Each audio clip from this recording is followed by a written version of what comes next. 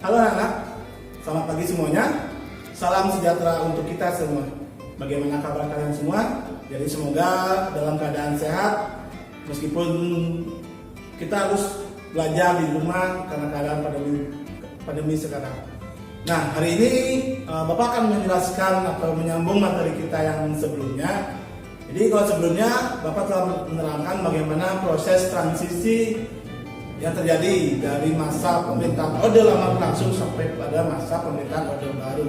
Nah, pada pertemuan kita kali ini kita akan membahas mengenai tentang kebijakan politik atau penerapan politik yang dilakukan oleh Presiden Soeharto sebagai presiden kedua di Indonesia, dan hal-hal apa saja yang telah beliau lakukan semasa kepemimpinan beliau.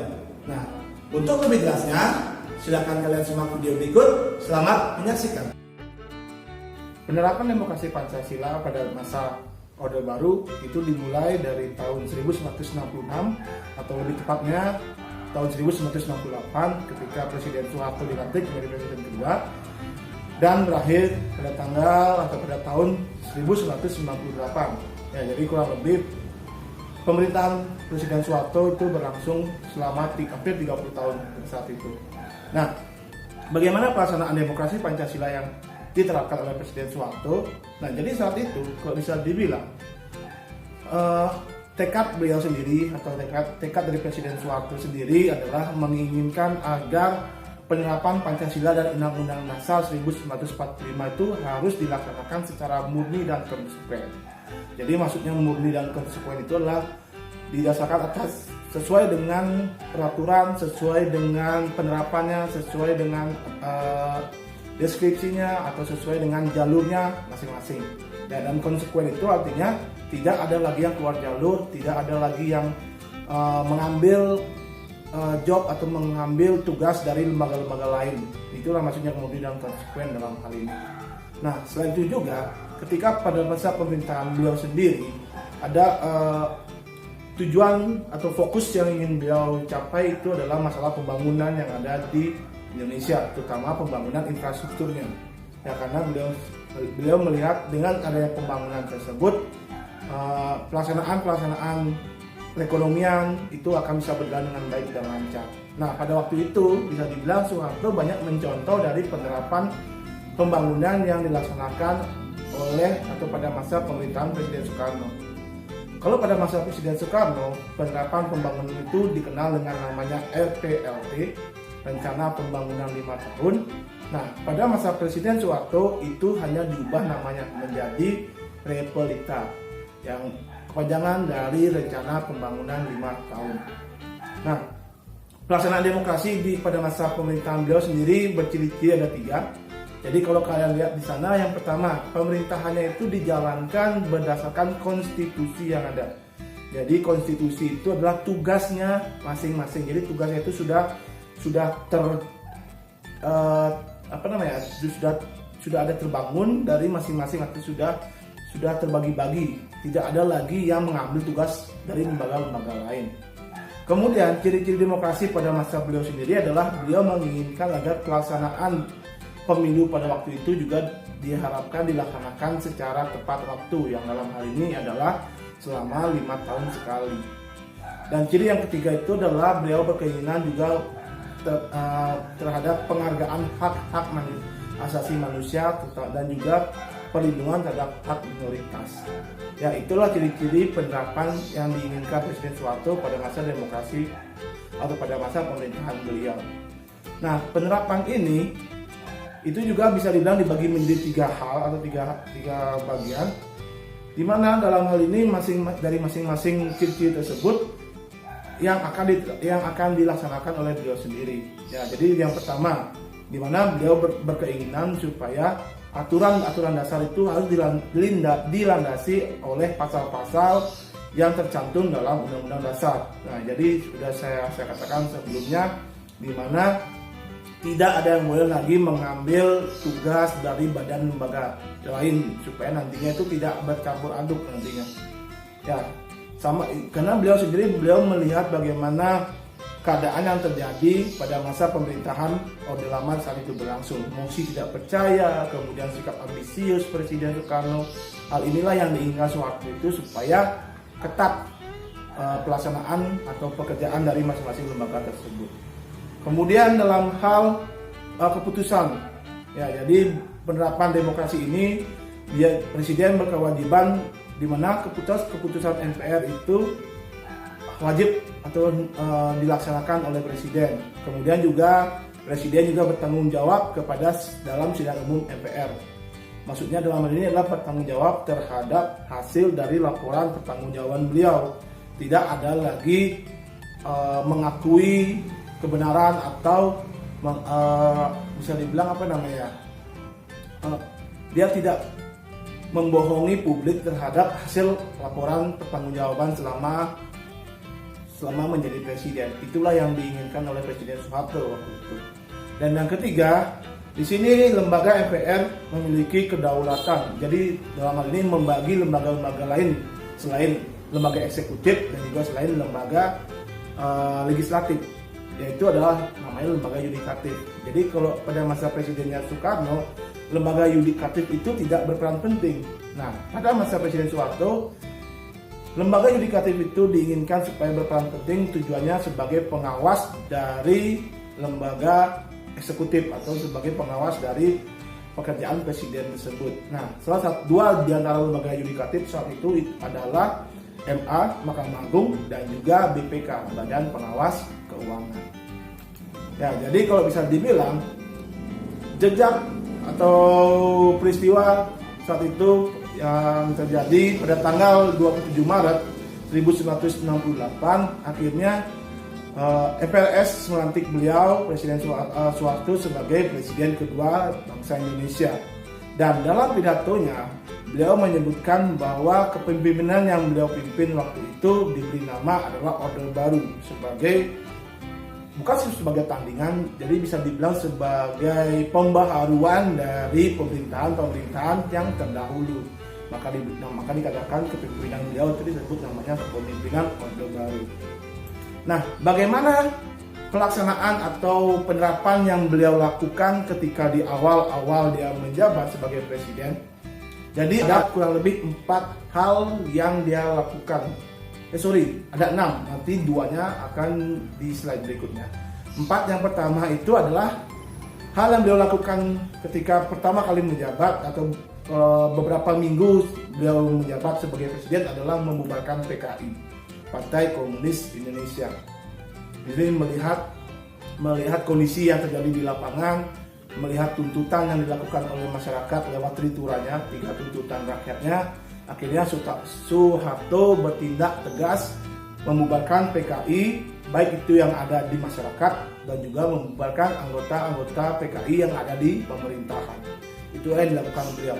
Dan ini juga sesuai dengan ketetapan, beliau mengeluarkan ketetapan MPR nomor 24 tahun 66 di mana dikatakan bahwa PKI sebagai partai terlarang. Makanya sampai saat ini tidak ada lagi atau tidak ada yang berani atau beberapa anggota-anggota itu tidak ada yang mau membentuk yang namanya PKI, Partai Komunis Indonesia.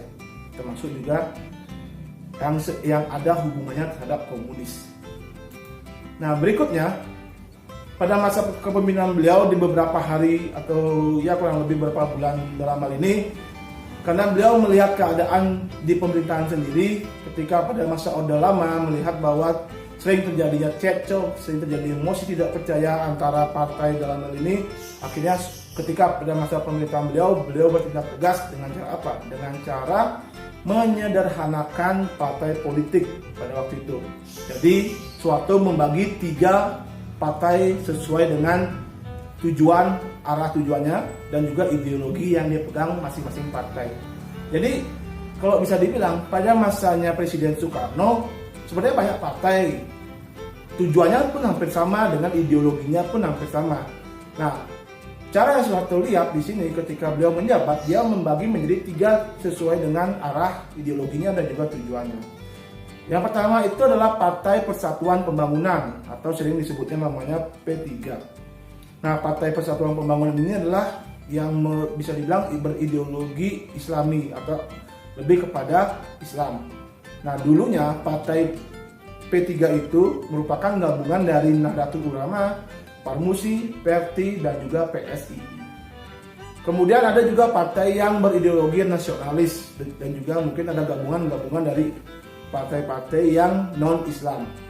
Nah, itu diberi nama Partai Demokrasi Indonesia. Ya, jadi PDI itu merupakan gabungan dari partai-partai yang bersifat nasionalis seperti PNI, kemudian juga Partai Murba, dan juga partai-partai non-Islami, dalam hal ini seperti Partai Katolik, IPKI, dan juga Parkindo. Dan yang ketiga ini adalah, kalau bisa bilang di awal pemerintahan beliau ini bukan partai, ya, tapi lebih bersifat golongan karya, atau dikenalnya dengan disingkatnya namanya Golkar.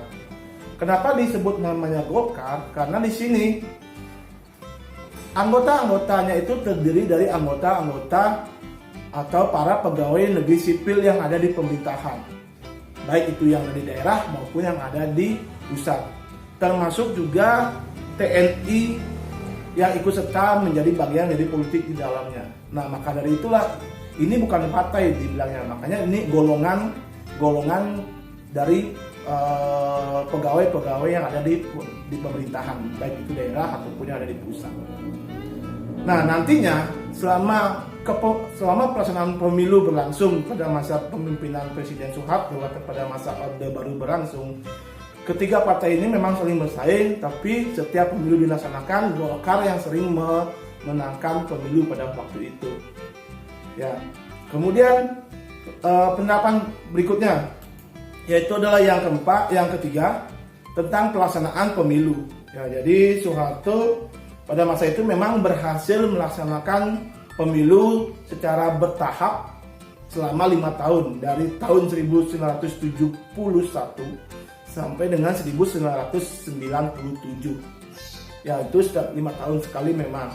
Kemudian asas dalam pemilu pada saat itu memang sudah diterapkan, yaitu adalah asas luber. Jadi belum kayak sekarang kan luber judil, tapi pada saat itu masih diterapkan asas luber, langsung, umum, bebas, dan rahasia. Nah, selama kepemimpinan atau selama pemilu itu berlangsung, yang tadi saya katakan, ketiga partai ini memang saling bersaing, namun yang terus mencapai puncak atau yang mendapatkan suara terbanyak itu adalah dari Partai Golkar, bukan sih, dari golongan karya, bukan partai ya saya katakan. Nanti bukan berubah menjadi partai ketika pada masa reformasi berlangsung. Ya, Golkar selalu memenangkan pemilu pada saat itu, dan uniknya dengan kemenangan Golkar di pemerintahan, Soeharto bisa tetap berdiri kokoh sebagai presiden. Nah, ini akan ada hubungannya antara kemenangan Golkar dengan kepentingan politik Soeharto sebagai presiden pada waktu itu. Dan yang keempat itu adalah peran ganda atau yang dikenal dengan namanya dui fungsi ABRI. Ya, ini salah satu bisa dibilang kalau saya katakan itu adalah penyelewengan terhadap tugas dari seorang tentara nasional Indonesia, atau kalau dulu namanya ABRI, Angkatan Bersenjata Republik Indonesia. Ya, mengapa saya katakan penyelewengan? Jadi dalam hal ini, kalau saya bilang tugas ABRI itu hanya satu, yaitu adalah menjaga keamanan wilayah-wilayah di Indonesia, baik itu wilayah udara, laut, maupun darat. Tugasnya hanya satu, menjaga pertahanan atau menjaga keamanan. Nah, ketika zamannya Presiden Soeharto, ABRI diberikan tugas tambahan, yaitu adalah apa? Dijadikan atau ABRI anggota-anggota ABRI atau para perwira ABRI, khususnya yang memiliki jabatan tinggi, mereka bisa ikut serta dalam politik. Dalam hal ini itu adalah mereka bisa menjadi gubernur, mereka bisa menjadi bupati, wali kota, ya camat juga bisa dibilang di daerah-daerah, termasuk juga yang ada di pusat. Nah, inilah yang saya katakan bisa dibilang itu penyelewengan dari pelaksanaan atau tugas dari fungsi ABRI itu sendiri. Nah, nantinya apa? Nah, ini juga ada keunikan sendiri nantinya. Jadi kepentingan ABRI menjabat sebagai orang nomor satu, baik itu di daerah ataupun di pusat. Dalam hal ini akan juga mengarahkan kepada kedudukan Soeharto sebagai presiden nanti di dalamnya. Nah, yang berikutnya itu adalah yang kelima, itu adalah tentang pedoman penghayatan dan pengamalan Pancasila. Ya, kalau saya katakan ini adalah keberhasilan atau bisa dibilang kebaikan dari pemerintahan pada masa Presiden Soeharto berlangsung. Ya, pada waktu itu dapat dikatakan Pancasila menjadi faktor, Pancasila menjadi ikon bagi negara Indonesia, termasuk dari golongan bawah sampai golongan di tingkat pemerintahan. Pancasila dijadikan sebagai pedoman dalam berperilaku, ya, berbuat dengan tujuan supaya nantinya masyarakat di Indonesia itu sesuai dengan aturan-aturan dari sila-sila Pancasila, sesuai dengan atau mengikuti norma-norma yang ada dalam sila Pancasila, kemudian mengikuti sesuai dengan undang-undang dan juga Pancasila itu sendiri. Ya, itulah yang diinginkan Soeharto. Makanya dilaksanakannya namanya P4. Bentuk P4 itu tidak saja berupa pembelajaran yang ada di sekolah, tapi juga penerapan langsung yang ada di lapangan. Contohnya upacara, kemudian menyanyikan lagu Indonesia Raya, ya, setiap pagi juga melaksanakan, ya, menghafalkan sila-sila dalam Pancasila. Nah, maka dari itu saya katakan pada masa itu pedoman Pancasila itu memang benar-benar dijadikan sebagai patokan dalam berperilaku dalam hal ini. Ya, makanya saya katakan ini salah satu sebagai, ya, kalau bisa dibilang kebaikan juga, ya, keberhasilan Soeharto dalam menerapkan Pancasila sebagai aturan memang sesuai dalam hal ini. Dan yang terakhir, kebijakan beliau ketika beliau menjabat sebagai presiden dalam hal bidang politik itu adalah dalam hubungan dengan luar negeri.